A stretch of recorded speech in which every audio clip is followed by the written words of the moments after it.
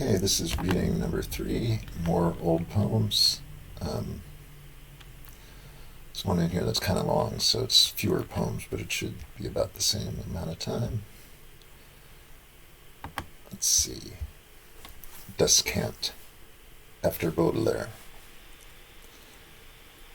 I will give you kisses as cold as an asterisk, as when a mother brushes a fly from her child, as when you circle your shadow until you meet your shadow, coming back, as when the dance of the fire-breathing stars extinguishes in morning light, like trout in a spring runoff, insinuating themselves along the braided cords of gelid currents, among the frost-crunchy polyps of stream bed weeds, their eyes as green as iodine, that cold.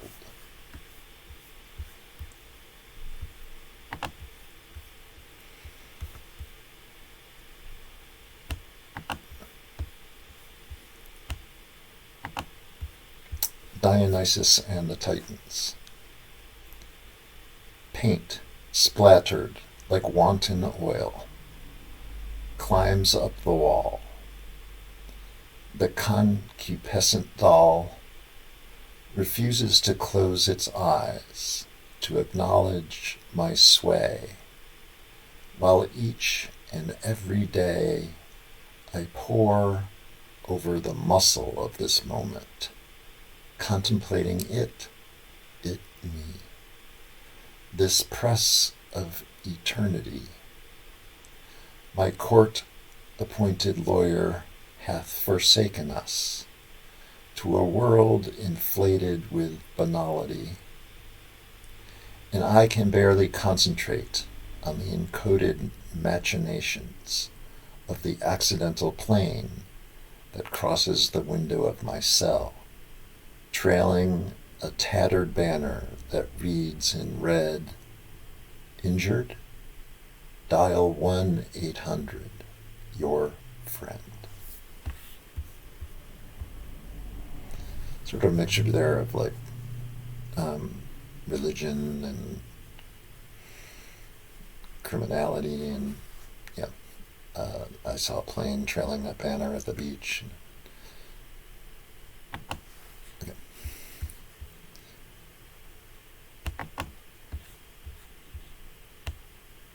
This is a poem I really like that never got published. There's lots of those. The Hungry Ghosts. My obsolete dreams, like hungry ghosts, shuffle in line outside the half-price matinee, or sit in the dull afternoon gloom of a pensioner's bar, lighting one cigarette after another, coughing and cackling at some inferior phantasm on the daily shows, suspended overhead. It's okay. I don't know. It's not always going to be this way. Outside on the radiant sidewalks, a man walking his dog stops and wrinkles his nose. It smells like snow.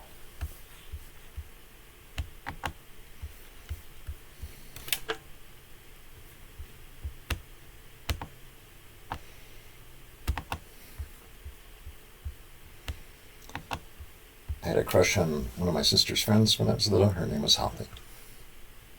Holly. And there's a nod to Wallace Stevens here. We had a daughter named Holly. But she is herself a landscape, pooled with pocket shadows, corrugated mountain ridges, brimmed with sweat and sparkling fire, pulled taut with the breathing fire of her rib cage, but nonchalant, propped on one elbow at the pool, turning the dog-eared pages of a supermarket magazine.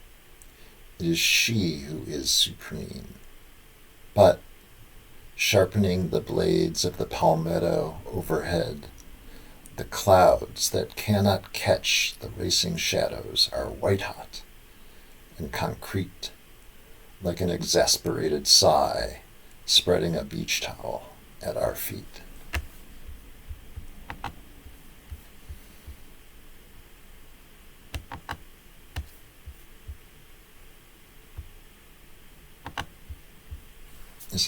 This is the long poem. I apologize if you can't see it all on the screen. The following statement. The following statement is true, regardless of its truth. I knew you when you had short hair and when you were unsure of the dance steps. You heard the first note, the meow of the door. You hid your eyes. Now listen, it is the same song. I treasure this imperfect thing. Its flaws mean more to me than any perfect love with handmade wings. As morning is new, plucking at cloudy fabric and shadow, your morning clothes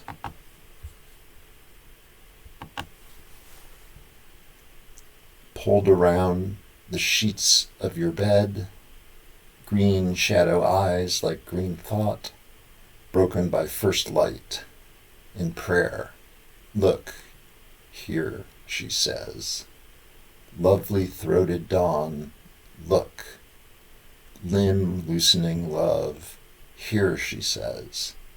Her girl has slender ankles, not unlike mine. Her girl is tough-minded. Her kisses are quick, like trout in a stream. Look here, she says.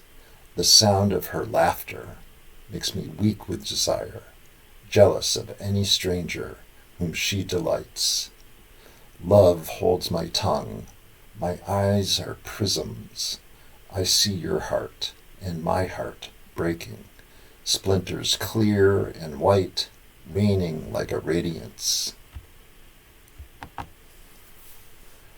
The spokes of a celestial kaleidoscope, like the ribbons when day is breaking. The dance begins. You lead.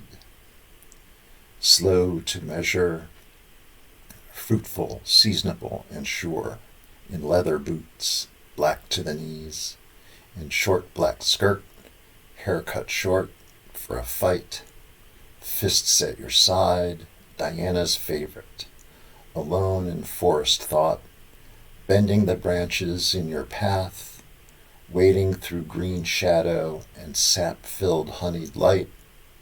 The light warms the tempers of the treetops, the rustle, the web of the forest stilled for the passing of your feet. Not alone you tread the cracking floor. A branch makes a warning sound. The god is here and hot. Apollo of the long stride, drawn by desire to the thicket floor. And the chase, slow to run, yet your steps quicken, feet hardly touch the ground, the gods not at all. He shadow darts at your heels, near and there, almost in front.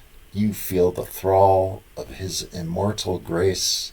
Stumbling into a glade, a prayer steps into thoughts as feet sink into a soft patch, hands overhead, dear God, stiffen like the stirring of the laurel. The breeze of the god has lost. 3. I know.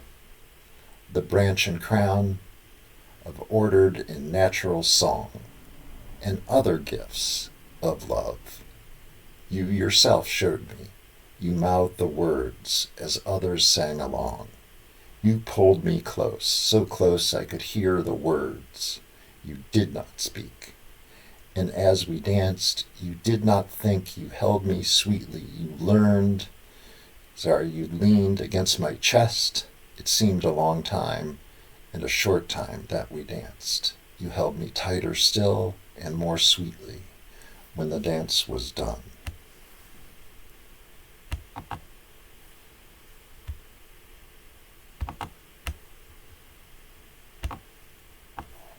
4. Things as they are, jeweled minnows of light, raining like a radiance, a wing of white snow, a crown of roses, not of gold, a spring of sweet water, flowing with love. Love, the king of the gods, singing happy love.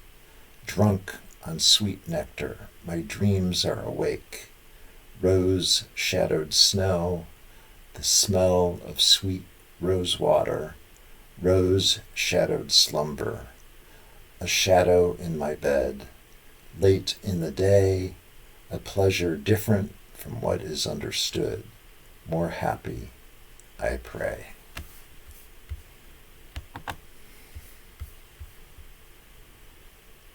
Lots of obviously ancient lyric poetry woven in there.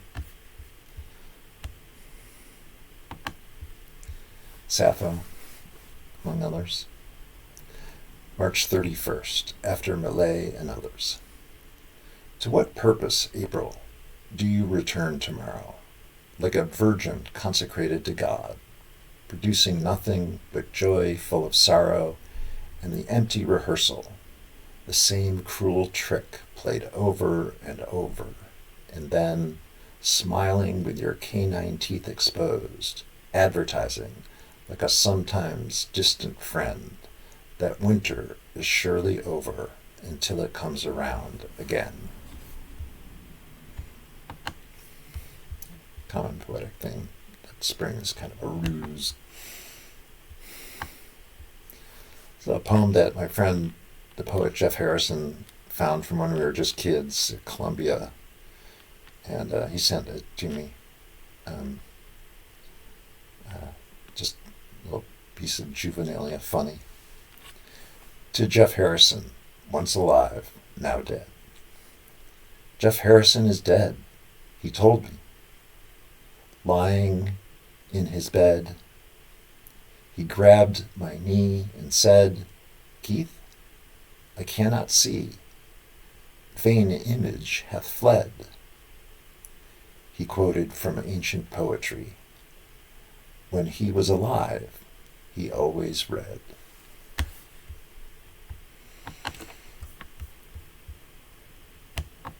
Okay, that's that batch.